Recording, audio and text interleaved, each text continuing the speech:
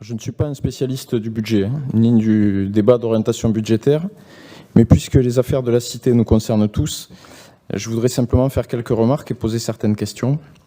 Alors la première, c'est que les impôts de production des entreprises baissent.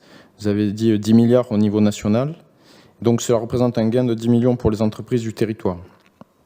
Deuxième remarque, c'est que cette perte pour les collectivités, donc cette perte très lourde, très importante pour les collectivités locales, est compensée par l'État. Mais remplacer la fiscalité locale par une donation, ce n'est pas la même chose. Ça pose la question de l'autonomie des collectivités locales. Surtout, la question, et vous l'avez posée à la page 24, c'est est-ce que ces mécanismes de compensation vont durer?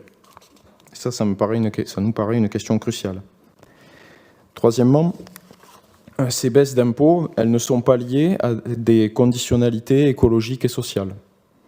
Par exemple, que les entreprises publient leur bilan carbone, ou bien qu'elles présentent en échange des plans d'investissement écologique, ou qu'elles apportent des garanties sur l'emploi. Plus globalement, cette politique de baisse continue des impôts sur les entreprises est à l'œuvre depuis plus de 20 ans. Et pourtant, depuis 20 ans, la situation se dégrade sur le front de l'emploi et sur celui du climat. On peut s'interroger, le mot est faible, sur la pertinence de ces choix, au vu de la situation actuelle et donc de celle qui s'annonce à partir de 2022. Alors, à l'échelle de notre territoire, va-t-on faire les mêmes choix qu'à l'échelle nationale?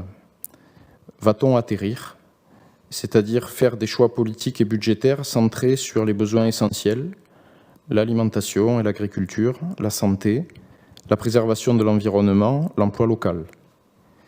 J'avoue que les pages 74 et 75 m'ont donné un motif d'espoir, puisque au chapitre de la programmation pluriannuelle concernant les grands projets, après la passerelle, on passe à la mise en place d'un programme de société coopérative d'intérêt collectif, notamment pour l'agriculture. Donc ma question est la suivante, c'est est-ce que c'est le signe d'un changement d'époque et de projet pour notre agglomération? Je vous remercie.